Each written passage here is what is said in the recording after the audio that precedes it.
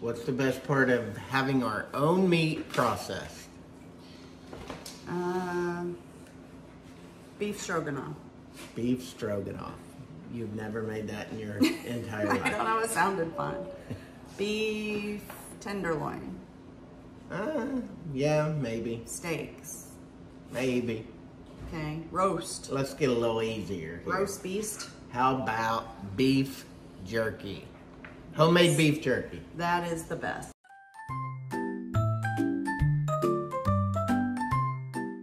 So today we are going to make some homemade beef jerky. We do it fairly frequent, probably more frequent than my doctor wants me to be making beef jerky. Is that why your cholesterol level is up again? Let's not talk about that. I think the lab were wrong this time. Okay. But anyway, there's different ways to make beef jerky. We used to make beef jerky the old-fashioned way where you cut up slits and you soak the meat, and it's real meat, and you can gnaw off a piece, etc. We have started doing a new method, which includes ground beef. Okay. This is our secret meat that we use. This is everything's a secret here. Ain't that the truth? This is our farm-raised, ranch-raised pepper burger. If you don't know why we call it pepper burger, you got some catching up to do on videos. But we are going to use burger instead of strips of meat. We have our secret seasoning and our secret cure. We are going to put all this together and make beef jerky sticks. And then we have a brand new, never used, London Sunshine food dehydrator that we are going to make our jerky with today and dry it out, and we will see how this nice little machine works. I am excited about it because I'm going to get a turn with it too. So first of all, what do I always say? Assume the position. Assume the position. Safety first. It's actually not my concern. I just don't like touching raw meat. Okay, we're gonna put in ground beef. Preferably, if you're doing it this method, preferably you want a very lean ground beef. But since we have one type of beef, we're just using what we have. It is just ground beef. It's not a percentage base because it's homegrown and processed. Secret seasoning made up ahead of time. We're just gonna pour that over the whole mixture. We want every last little bit of that good stuff. The advantage of this method over the strips is you get all that seasoning in your meat. It's not soaking it and wasting some of the seasoning because it's just soaking and removing. And then I'm gonna open this up a little bit so we can spread the curing. Let you in on the secret here, the curing, i.e., e.g., however you want to say it, salt. So we're gonna just mash all this in. Seasoning, cure. As you can probably see, the meat will kind of turn dark. If you see a pink area in the meat, that means you haven't mixed it enough. So we are going to keep going here until we basically don't see any pink left, or very, very minimal in small spaces. So again, this is 4 pounds of pre-dehydrated. So you know, if you've ever made jerky, the weight is going to be a lot less when we get done here. That seasoning smells so good. We've been making this for what? Like, what, 12, 14 years now? Yeah, a long time. I think we got this mixed pretty good, so we're gonna start loading it up to make uniform strips. So we have this nifty little jerky gun slash hand sausage maker slash whatever you want to call it. If I can have my lovely assistant. Yes. Remove the trays. You can see this has 2 strips. As you squeeze the gun, we'll get 2 uniform strips coming out. So we're gonna put these strips directly on these racks.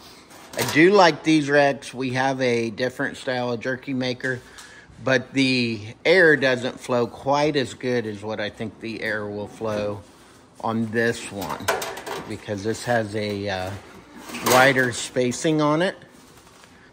We're gonna turn it on.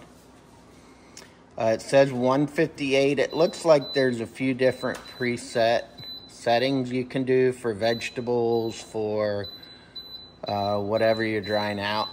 Obviously meat, you're always gonna have to be above 165. So it looks like the preset is 167.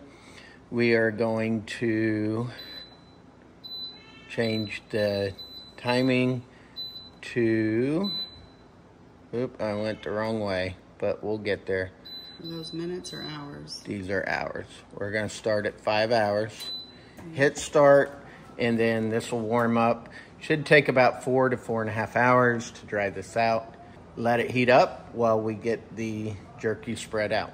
It also came with mesh trays that you could dry herbs and vegetables, endless possibilities, and then a fruit roll tray. So we will start putting out the strips. Ooh, those are gonna be good. Doesn't matter how many times I make beef jerky, I get excited every single time.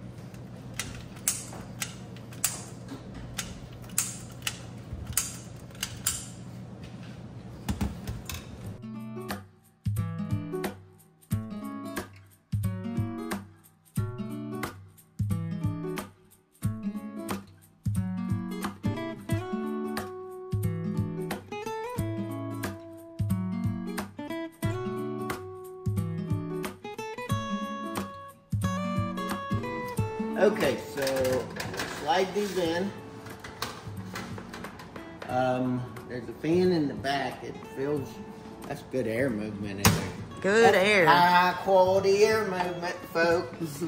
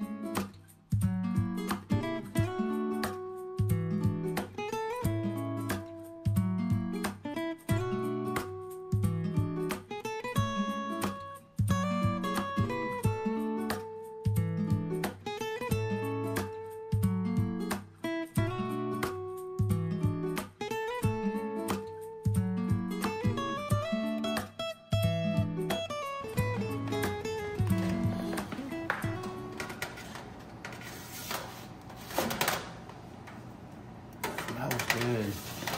Okay, last tray going in. That was good timing. Set it about 4.5 hours. We'll put this in. So 4 pounds of ground beef on 6 trays. That worked out perfect. We're gonna clean up and give this about 4.5 hours. Check it and we'll go from there. When we went out to do chores that had about 4.5 hours, left to go.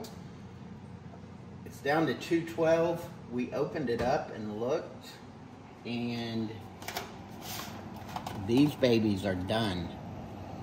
So it looks like not only a very clean way to do this, it's also about half the time of the old conventional dehydrators, like the circle ones that have stacking grids, if you know what I'm talking about. That's what we used to always use.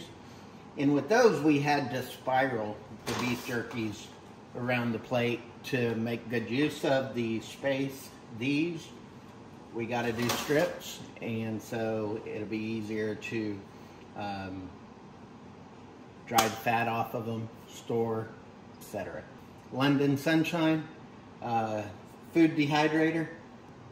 So we're going to shut her down and eat some beef jerky. There's a link in the description if you're interested in this dehydrator. We got a 10% off coupon they gave us to use, so go check them out.